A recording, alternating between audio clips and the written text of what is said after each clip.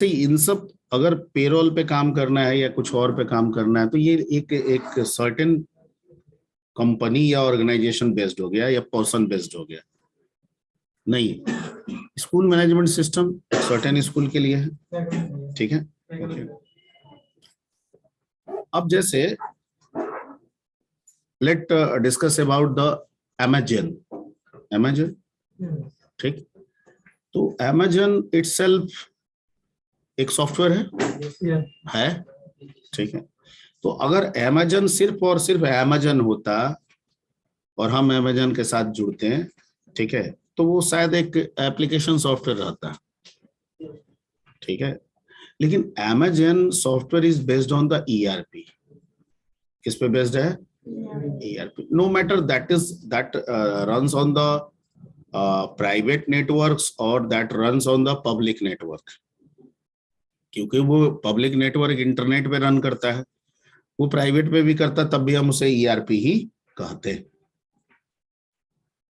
ठीक है, सॉफ्टवेयर कैसे ईआरपी में तब्दील हो रहा है वो मैं समझाने की कोशिश कर रहा हूं। वैसे ईआरपी भी एक बहुत बड़ा ग्राउंड है, ठीक है। But the Amazon software connect various things like connect you. तो मान लीजिए आप बोलिएगा कि वो तो उस सॉफ्टवेयर का पार्ट है कि एज अ क्लाइंट बना के हमको क्या कर रहा है? कनेक्ट कर रहा है। चलिए ठीक है, मान लिया, ठीक। लेकिन वो कनेक्ट सेलर को भी कर रहा है, बेचने वाला, ठीक है। बेचने वाला कहीं कहीं का है, इंडिया का भी है, बाहर का भी है, सबको जोड़े हुए है। तो वो इसी के सॉफ्टवेयर पे चल रहा होगा, जरूरी तो नहीं है।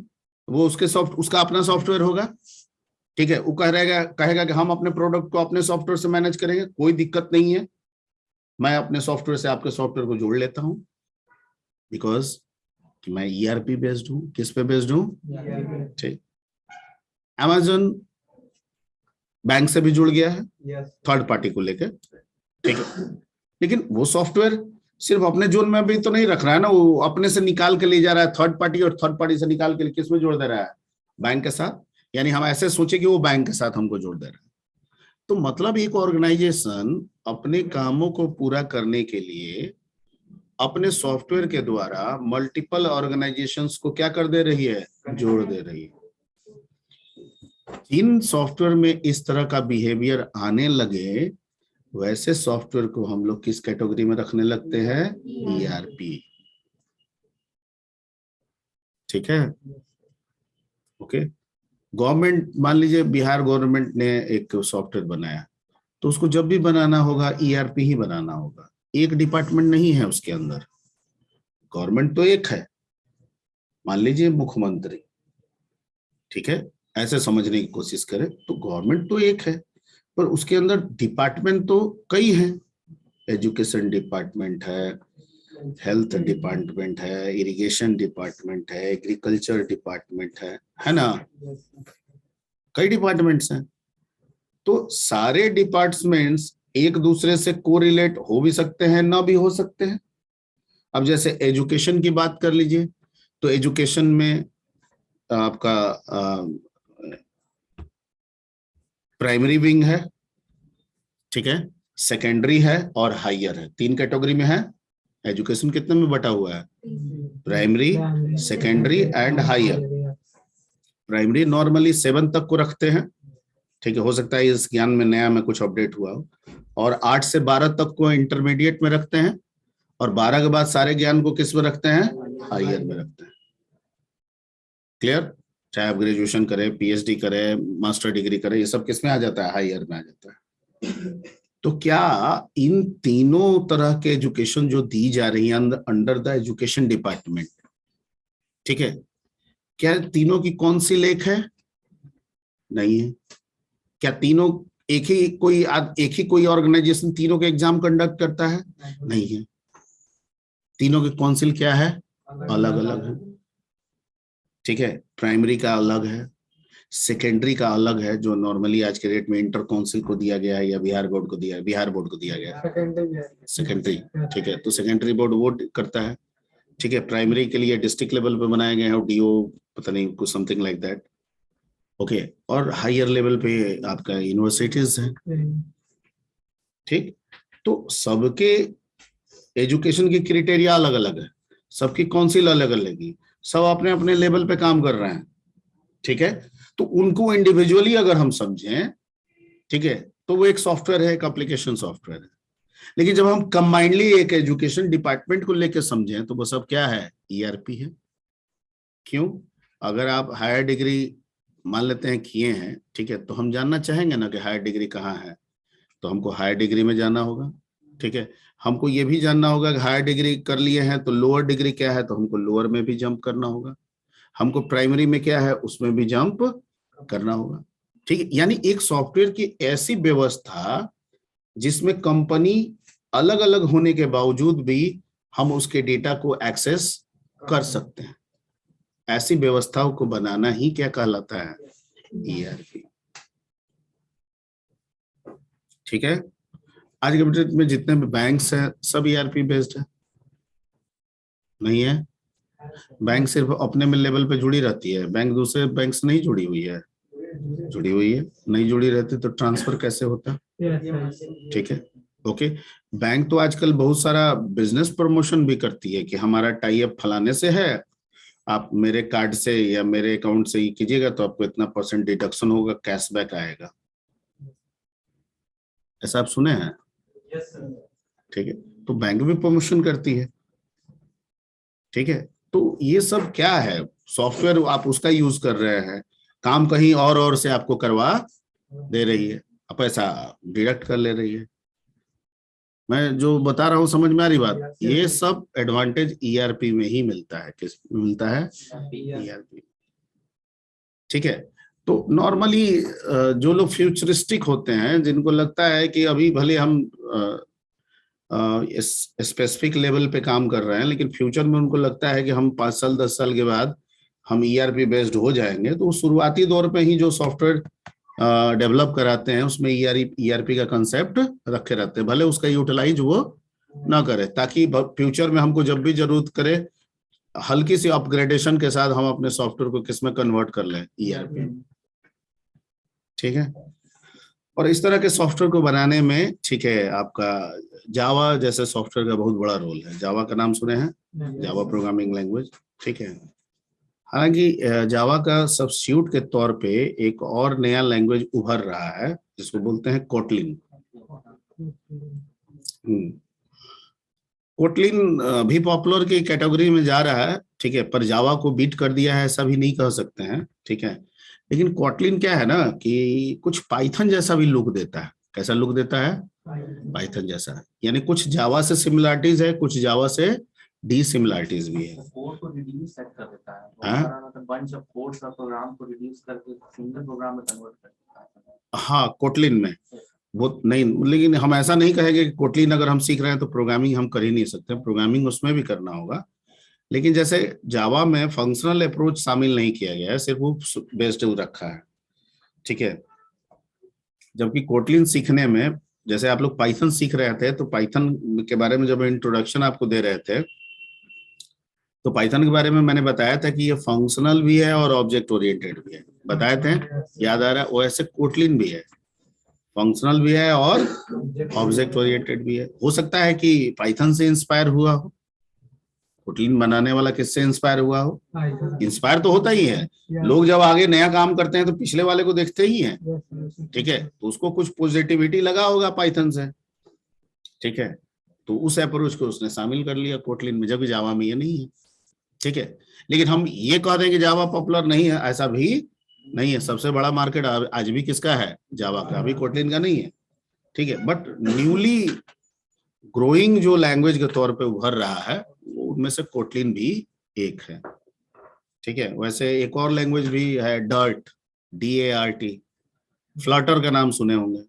वेब डिजाइनिंग में, ऐप डिजाइनिंग में बड़ा उसका इस्तेमाल हो रहा है, बहुत लोग कर रहे हैं फ्लटर। और फ्लटर के अंतर्गत जिस लैंग्वेज की जरूरत पड़ती है, कोडिंग की जरूरत पड़ती है, उस प्रोग्रामिंग लैंग्वेज का नाम है डर्ट, DART, ठीक है। सब खोजिएगा मिल जाएगा आपको। तो ये सब था आपका ERP बेस्ड। और कुछ पूछिए। पेरोल सिस्टम समझ में आ गया, क्योंकि बात पेरोल से शुरू हुई थी। ये सब छोटे छोटे चीज जानना चाहिए, ठीक है।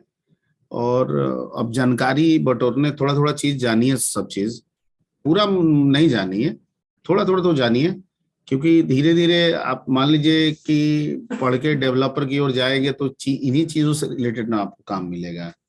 किसी कंपनी में काम कर रहे हैं, आपको ला के दे दिया पेरोल सिस्टम, तो अब नहीं जान रहे हैं तो पहले तो उसको जानने में आपका एफर्ट लग जाएगा, समय बीत जाएगा, ठीक है ना। तो इसलिए कुछ कुछ एक बेसिक नॉलेज तो रखना चाहिए। पेरोल सिस्टम कोई तोप वाला चीज नहीं है, ठीक है। अगर यही चीज कहते हैं कि सैलरी सिस्टम, तो शायद सब कोई समझ जाता है, ठीक है। तो इसी सैलरी सिस्टम को पेरोल सिस्टम के नाम से जाना जाता है। अब जैसे मान लीजिए कि यहाँ पे एक सॉफ्टवेयर लगा दिया जाए जो सीमेज के एम्प्लॉय को, ठीक है, के सैलरी को मेंटेन करे, तो that will be the called सीमेज सैलरी सिस्टम, ठीक है, या सैलरी सीमेज पेरोल सिस्टम। समझ में आ रही बात? ओके। ट्रोजन जो होता है, ट्रोजन कैसे बनाया जाता है और उससे डेटा एक्सेस कैसे किया जाता है? अब ये तो सिस्टम लेवल का है, ट्रोजन आप वायरस की तरफ चले गए, ठीक है।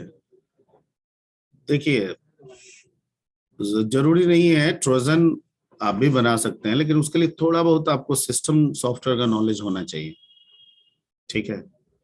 एक नॉर्मली जैसे कभी कभी क्या होता है कि किसी प्रोग्राम को इनफाइनाइट लूप में चला दीजिए, उसको EXE बना दीजिए, तो कुछ एंटीवायरस उसको भी एज अ, ठीक है, संदेहास्पद मान के एज अ वायरस के रूप में पकड़ लेता है, ठीक है। पकड़ने का कारण एक है कि EXE है, ठीक है। तो ज्यादातर EXE पे डाउट रहता है किसी भी एंटीवायरस को कि, ठीक है, क्योंकि EXE होगा तो ऑटो एग्जीक्यूटेबल हो गया ना। तो जो भी वायरसेस आते होंगे वो एक विंडो को अगर हैम्पर कर रहे हैं तो किस फॉर्म में आते होंगे? .exe। ऑटो एग्जीक्यूट नहीं होगा तो फिर कैसे काम चलेगा, ठीक है।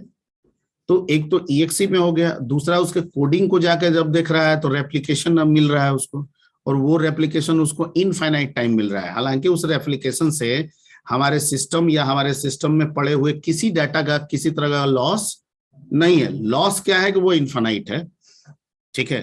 लॉस क्या है कि वो इनफाइनाइट है। इनफाइनाइट होते जाएगा तो धीरे धीरे बफर मेमोरी को जाम करेगा, सिस्टम डेडलॉक सिचुएशन में जा सकता है, ठीक है। तो कभी कभी उस तरह भी पकड़ लेता है, ठीक है। तो अगर आपको वायरसेस बनाने होंगे तो उसके लिए आपको सिस्टम सॉफ्टवेयर का भी उतना ही नॉलेज होना चाहिए कि ऑपरेटिंग सिस्टम कैसे काम करता है, ठीक है। और ऐसा हम क्या तरीका लगाएं कि किसी फाइल के साथ हम कोई EXE अटैच कर दें और हमारा ऑपरेटिंग सिस्टम उसको डिटेक्ट ना कर पाए रिसीव करते समय, ठीक है। अगर ना कर पाएगा तो बाद में तो EXE को हम एग्जीक्यूट करा ही लेंगे, एग्जीक्यूट करेगा, ओके। तो इसमें थोड़ा ये एकदम बिल्कुल समझाना, इसको समझाने में भले 2 लाइन लगेगा पर करना में थोड़ा सा, हाँ, कंसेप्ट लगेगा, भयंकर कंसेप्ट लगेगा। और एक R&D भी एक तरह से आप कह सकते हैं। अब आप हमको कहिएगा कि एक वायरस बना दीजिए, तो मैंने कभी ट्राई भी नहीं किया है, ठीक है, और मेरे को भी आप कहिएगा तो हमसे तुरंत इमीडिएट बनने वाला नहीं है, ठीक है। क्योंकि वायरस के लिए वायरस जोन में जाना पड़ता है, ओके। हम शुरू से ही पॉजिटिविटी की तरफ रह गए, कभी नेगेटिविटी की तरफ सोचे नहीं। अगर वायरस खराब है तो सिर्फ जान के रह गए, बताने लायक रह गए, उसके बारे में हम नहीं किए, ठीक है। हालांकि इंटरेस्ट हो सकता है, ठीक है। आज के डेट में बच्चे हैकिंग पे बहुत इंटरेस्ट रखते हैं, ठीक है। तो हैकिंग में क्या है कि इंटरेस्ट रखते हैं लोग, इसलिए भी प्रमोट कर देते हैं, या हम भी इसलिए भी प्रमोट कर देते हैं क्योंकि आजकल हैकिंग में इथिकल का कंसेप्ट आ गया है। तो अगर बच्चा का हैकिंग का नॉलेज है तो I will promote for ethical hacking, कि भैया चलो जाओ, तुम्हारा कैरियर वहां भी सेट हो जाएगा। नहीं, अगर चोर है तो पुलिस तो चाहिए ही, और पुलिस के काम में और चोर के काम में बहुत ज्यादा का डिफरेंस नहीं है। अगर डिफरेंस हो जाएगा तो फिर पुलिस चोर को पकड़ ही नहीं पाएगा। इसलिए हर चोर के दाव पेच को पुलिस को जानना जरूरी है, ठीक है। और हर पुलिस के दाव पेच को चोर को भी जानना जरूरी है, ठीक है। हाँ, अब इसी में जो हावी रहता है, जो क्रिएटिव रहता है, वो हावी रहता है। अगर पुलिस एक्टिव ऑलवेज रहे और हर एक प्लान को, ठीक है, मेमोराइज करते रहे कि ये हो सकता है, अब नया इस तरह से हो सकता है, ऐसी प्लानिंग करते रहे तो चोर चोरी नहीं करेगा। लेकिन चोर भी तो बैठा बैठा सोच रहा है, ठीक है, कि पुलिस क्या क्या सोच सकता है और क्या नहीं सोच सकता है। जो नहीं सोच सकता है वो अगर ये सोच लिया तो चोरी कर लिया। मैं जो समझा रहा हूं समझ में आ रही बात? तो वायरसेस ऐसा नहीं है, आप इंटरनेट से जुड़ते हैं तो रोज वायरसेस आता है, लेकिन आप एंटीवायरस रखे रहते हैं तो आपका एंटीवायरस, और वैसे जिनका विंडो लाइसेंस्ड भी रहता है तो डिफेंडर रहता है। डिफेंडर भी बहुत हद तक कारगर होता है, ठीक है। हालांकि माइक्रोसॉफ्ट डिफेंडर को लेके वायरस रोकने का 100% चैलेंज नहीं करती है, उसमें आप कहीं पढ़िएगा उसके एग्रीमेंट में, ठीक है। लेकिन फिर भी वो काफी कैपेबल होता है। लेकिन अगर एंटीवायरस है तो जितने भी वायरसेस है उन सबको रोक रहा है एंटीवायरस। आपको कहाँ रोज पता चलता है कि हमारा सिस्टम जो है वायरस में, कभी कभी रिपोर्ट दिखाता है तो देखिएगा तो लिखेगा कि 2000 अनवांटेड प्रोग्राम आने वाला था, हमने रोक दिया, ठीक है। जैसे मेरे में मैकेफी है, मैं देखता हूँ, तो हमने कहा कि भाई हमको आज तक पता ही नहीं चला, मतलब इंटरनली आ रहा होगा, वो क्या कर दे रहा होगा, ब्लॉक कर दे रहा होगा, ठीक है। एक तो दिखाता है कि मतलब कोड 404 एरर, कभी कभी लिंक पे वेबसाइट विजिट करते हैं तो दिखाता है कोड 404 एरर, ऐसा कुछ नहीं दिखाता है। अब हाँ जी, ठीक है, कोड 400, अब वो देखना पड़ेगा ब्राउजर में ना आप देखते हैं तो वो देखना पड़ेगा कोड 400 एरर किससे रिलेटेड है। अब क्या आपका एंटीवायरस उसको रोक रहा है उस साइट को आने के लिए, क्योंकि डाउटफुल है। बहुत सारा साइट हम खोलते हैं, ठीक है, तो स्पष्ट मेरा एंटीवायरस जो है लिख देता है दिस साइट इज हार्मफुल,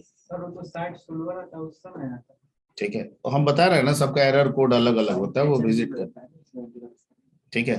तो बहुत सारा कारण हो सकता है कि ब्राउजर ही खुद वो एरर जनरेट कर रहा हो ड्यू टू समथिंग, ठीक है, कोई एरर की वजह से, स्पीड की वजह से, कुछ की वजह से, ठीक है।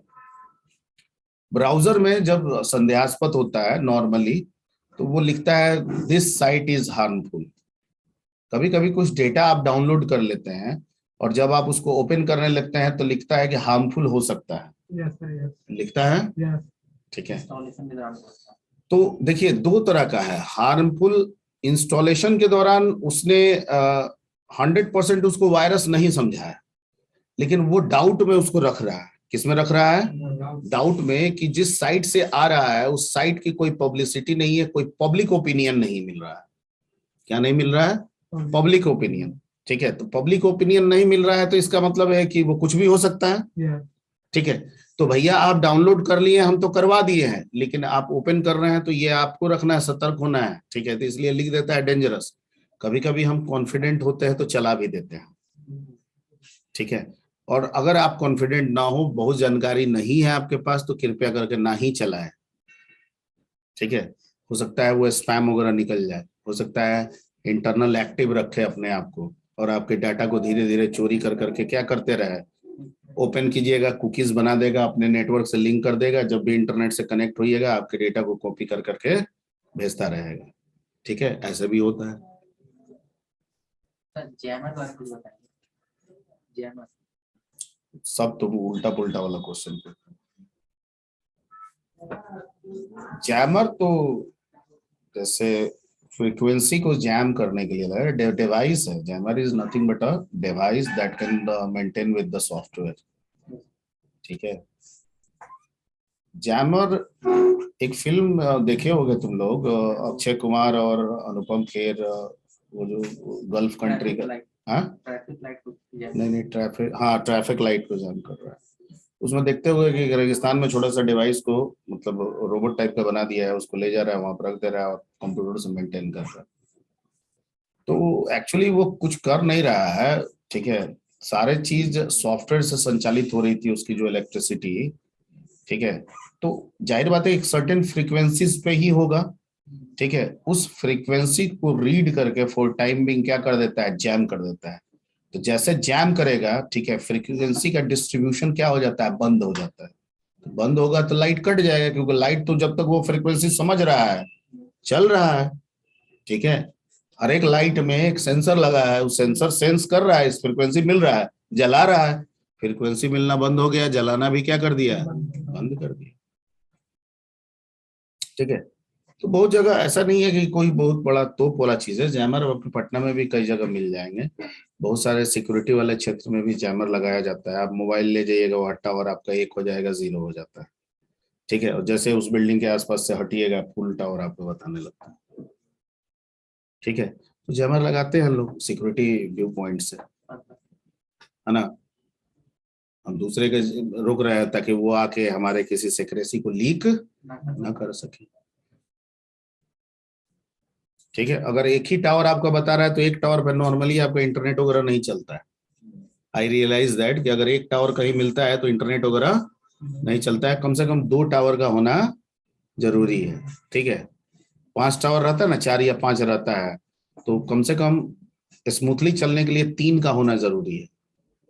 ठीक है, 2 तक में भी बढ़िया नहीं चलता, और 1 में तो चलता ही नहीं है। कॉल वॉल हो जाए तो वो अलग चीज है। वो छोड़ता रहता है, पकड़ता है, छोड़ता रहता है। जैमर एकदम 0 नहीं करता है, एकदम 0 नहीं करेगा। ठीक है, इफिशियंसी को 90% तक रिड्यूस कर सकता है। ठीक है, एकदम 0 नहीं कर पाता है। ओके, अब उसकी इंटरनल बनावट कैसी है, ये इंजीनियरिंग का पार्ट है, अब वो देखना पड़ेगा। वो नहीं जानते हैं कि वो क्या करता है। वो कुछ रिलीज करके लॉक करता है या सूख के लॉक, यही टेक्निक होगा।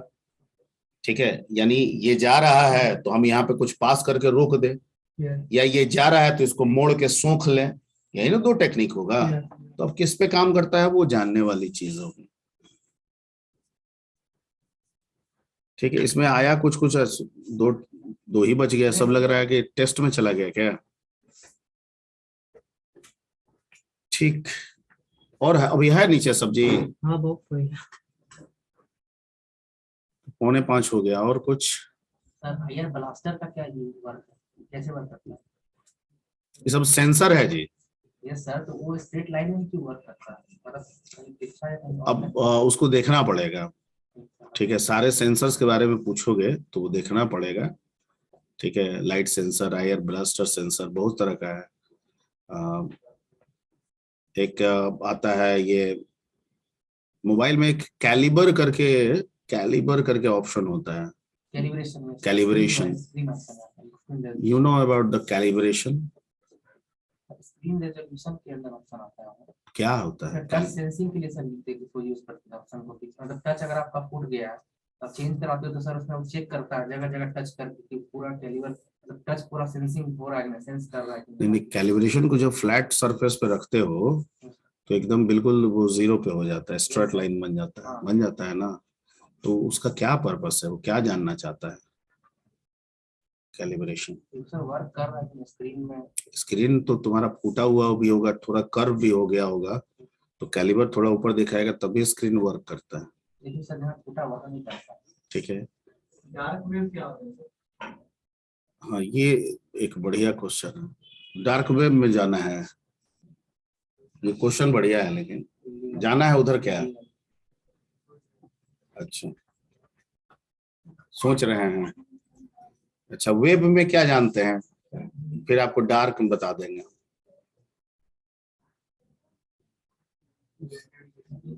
बताइए। वेब WEB,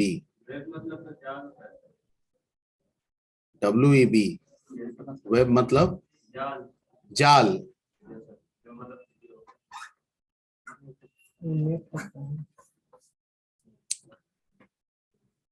हाँ जी, आपका क्वेश्चन है डार्क वेब,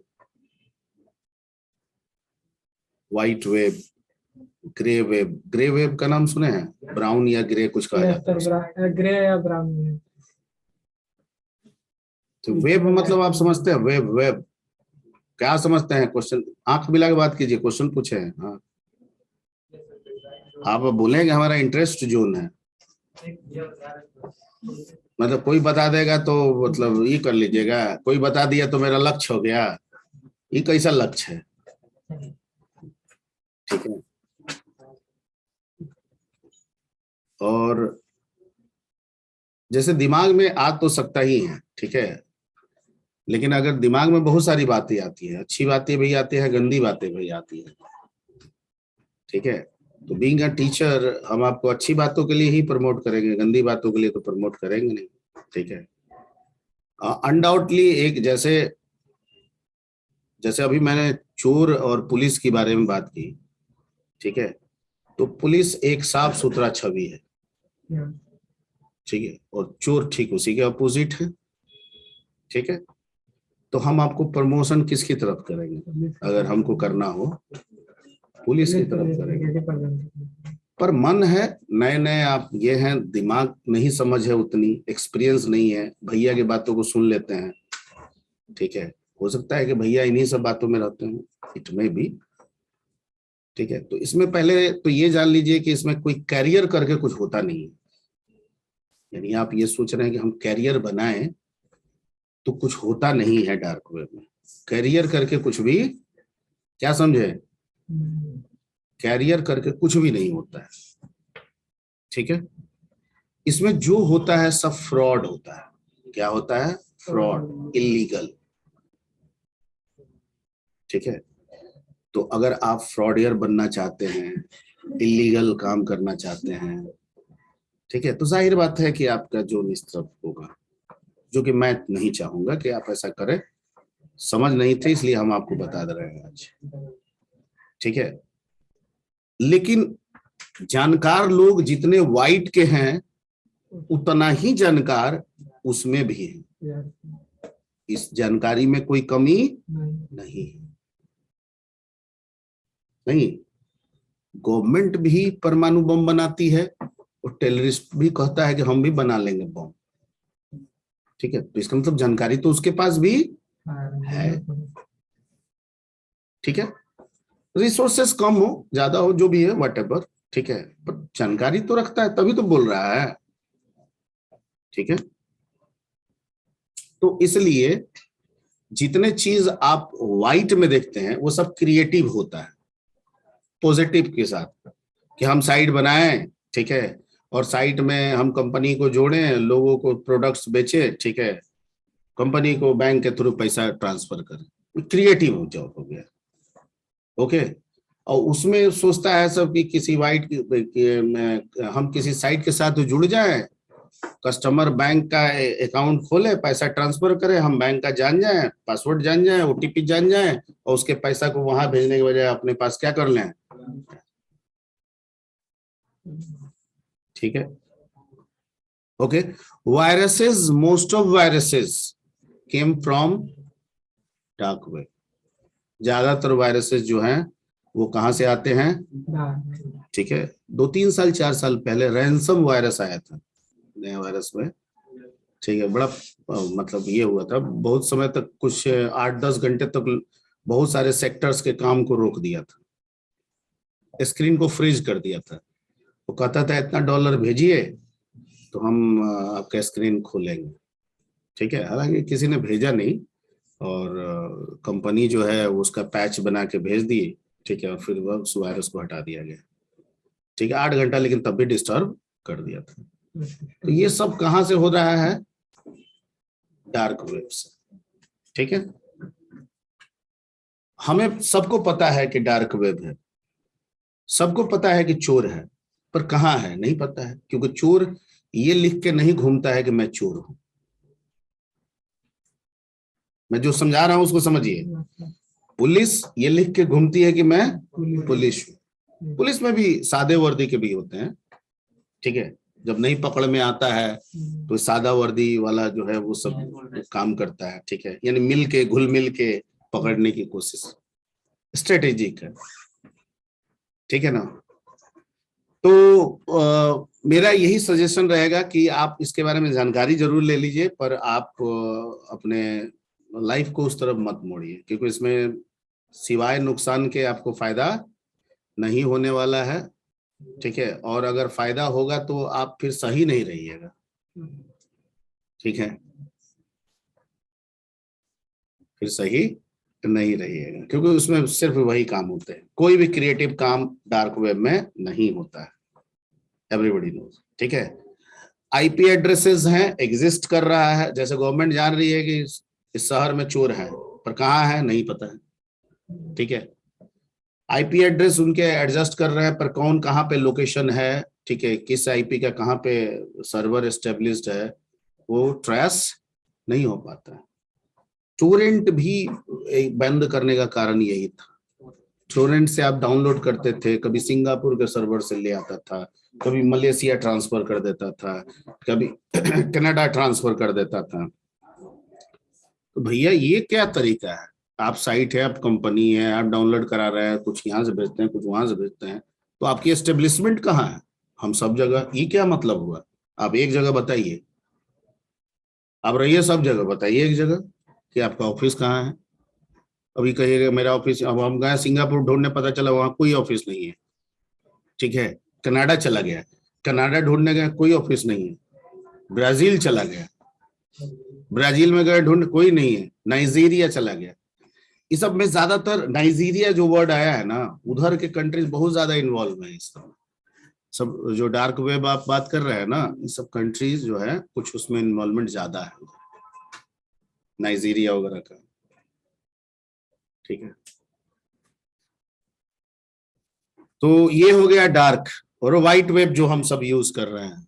और ग्रे वेब ये दोनों का नहीं, ग्रे वेब आप उसको रख सकते हैं, ठीक है। जैसे बैंक में आप जाते हैं तो बैंक नेटवर्क पे काम करती हैं, वैन नेटवर्क काम करती हैं, ठीक है। Internet is also example of वैन नेटवर्क। तो जाहिर बात है कि जो बैंक है उसकी भी एक आईपी होगी। क्या होगी? आईपीज होगी, ठीक। क्या बैंक कहती है कि हम आपको जोड़ लें? नहीं, ठीक है। बैंक कहती है कि हमारे नेटवर्क में सिर्फ हमारे एम्प्लॉय जुड़ेंगे। कौन जुड़ेंगे? एम्प्लॉय। और हाँ, फॉर योर काइंड इंफॉर्मेशन कि बैंक में जो एम्प्लॉय भी जुड़ते हैं उनको कौन सा आईपी एड्रेस दे के उनको नेटवर्क से कनेक्ट किया गया है ये भी उनको पता नहीं होता, ठीक है। ये भी उनको पता नहीं होता है, ठीक। मेरे तीन भाई हैं, वो बैंकर्स हैं, ठीक है। सबको लैपटॉप मिला है। वो लैपटॉप बैंक के अलावा कुछ नहीं है, और अगर आप कुछ भी कीजिएगा बैंक फ्रीज कर देगी उस लैपटॉप को। फिर बैंक से आपको कांटेक्ट करना होगा, तरह तरह का आपको मेल भेजना होगा, फिर शायद वो ऑन हो जाए ना हो, नहीं बताया जा सकता है, ठीक है। तो वो लोग पहले ही बता दिया जाता है कि भैया ये लैपटॉप जो मिल रहा है, ठीक है, ये आपको बैंक के कामों के लिए मिल रहा है, न कि मूवी देखने के लिए मिल रहा है, गाना सुनने के लिए मिल रहा है और इंटरनेट सर्फिंग के लिए मिल रहा है। ऐसा कोई कंपनी का प्रोडक्ट देती है तो सिर्फ अपने के लिए काम के लिए प्रोडक्ट नहीं देती है, बैंक वैसा करती है, ठीक है। तो बैंक एक्चुअली इसको सॉफ्टवेयर से लॉक करती है। किससे लॉक करती है? सॉफ्टवेयर से। आप अनलॉक कर सकते हैं, ऐसा नहीं है कि कोई तोप वाला काम है, ठीक है। आप उसको अनलॉक कर सकते हैं, सारा काम कर सकते हैं, लेकिन जैसे ही कुछ भी अनलॉक फॉर्मेट ये सब कोशिश कीजिएगा, इमीडिएट बैंक को मेल चला जाएगा, एसएमएस चला जाएगा, आईपी आपके आईपी से एक रिस्पॉन्स चला जाएगा, वो लॉक कर देगी। यानी अब उसके बाद आप बैंक का काम नहीं कर पाइएगा, ठीक है। मैं वो समझा रहा था कि जैसे नया लैपटॉप जब मिलता है तो जाहिर बात है कि हम नया लैपटॉप लिए हैं और हमको बैंक के नेटवर्क के साथ जुड़ना है, तो मेरा एक आईपी एड्रेस होगा, बैंक की भी एक आईपी एड्रेस होगी। तो इसका मतलब बैंक कहता होगा कि भाई आप इस आईपी एड्रेस से आपका ये आईपी एड्रेस होगा और आपका डोमेन आईपी एड्रेस ये होगा। तो बता दिया तब तो सब कोई को पता चल गया। हम किसी को नहीं बता देंगे कि बैंक का डोमेन आईपी ये है, बता देंगे? पर वैसे होता नहीं है। एम्प्लॉय को भी नहीं पता होता है कि उसका आईपी क्या है और वो किस डोमेन से जोड़ रहा है, क्योंकि उसको कनेक्ट करता है वीपीएन से, जिसके द्वारा वर्चुअल प्राइवेट नेटवर्क एक सॉफ्टवेयर दे देता है, कहता है इस सॉफ्टवेयर से आप कनेक्ट होइए, और सॉफ्टवेयर वीपीएन को एक्टिव कर देता है। तो ऑब्वियसली बात है कि जो भी आईपी एड्रेस जनरेट होगा वो वर्चुअल होगा, एक्चुअल होगा, पर उसके बदले में आपको क्या दे रहा है, वर्चुअल। ठीक है, वो आईपी एड्रेस तो आपका है नहीं, तो आप कुछ करना भी चाहेंगे तो उससे कुछ होने वाला नहीं है। समझ गए? ओके। इसमें सिर्फ और सिर्फ एम्प्लॉय जोड़ते हैं उस बैंक के नेटवर्क में। गवर्नमेंट उनको परमिशन दी है कि आईपी आपके पास है, पर आप अपने आईपी को पब्लिकली, ठीक है, अनाउंस मत कीजिए, ये हम आपको परमिशन दे रहे हैं। ठीक है, हम लोग बैंक से जुड़ते हैं, हम लोग बैंक के सॉफ्टवेयर से नहीं जुड़ते हैं, कभी ना समझना है। हम लोग जाते हैं एसबीआई या यूनियन बैंक या कोई भी खोल के जुड़ते हैं, ना ना, बैंक से हम लोग कभी नहीं जुड़ते हैं। हम लोग उसके इंटरमीडिएट सर्वर से जुड़ते हैं। किससे जुड़ते हैं? इंटरमीडिएट सॉफ्ट सर्वर से, जो नेट पे चल रही है। ठीक है, डाटा वहां जाता है, फिल्टर होता है, फिर ट्रांसमिट होता है तो मेन सर्वर में आता है। डाटा वहां जाता है, स्टोर्ड होता है, फिल्टर होता है, ठीक है, तब ट्रांसमिट होता है मेन सर्वर में। ठीक है, ओके, तब आपका पैसा डिडक्ट होता है या पैसा ट्रांसफर होता है। ठीक है, कभी कभी आप ट्रांसफर करते हैं, पैसा तुरंत चला जाता है, कभी कभी आप ट्रांसफर करते हैं, पैसा 2 मिनट के बाद जाता है। ठीक है, अब बैंक वाला में नहीं होता है ऐसे, किया चला गया, ब्रांच को पैसा भेजा, यहाँ इंटर दबाया, वहां अवेलेबल है। और अब नेटवर्क ट्रांसमिशन में 30 सेकंड, 25 सेकंड, 50 सेकंड, जो वक्त लगना है लगे, लेकिन ये अंतर, इतना बड़ा अंतर कभी नहीं होगा वहां। ठीक है, तो वो क्या है, वो लोग ग्रे वेब पे काम करते हैं, उनको ये इस तरह का परमिशन दिया जाएगा। जितने भी फाइनेंशियल सेक्टर हैं उन सब का अपना जो आईपी है वो ग्रे पे है। ठीक है ना, मतलब ऑथराइज्ड होते हुए भी पब्लिकली पब्लिश्ड नहीं है, अनाउंस्ड नहीं है। ठीक है, गवर्नमेंट ने उनको ये परमिशन दिया है। ठीक है, आरडीपी क्या होता है?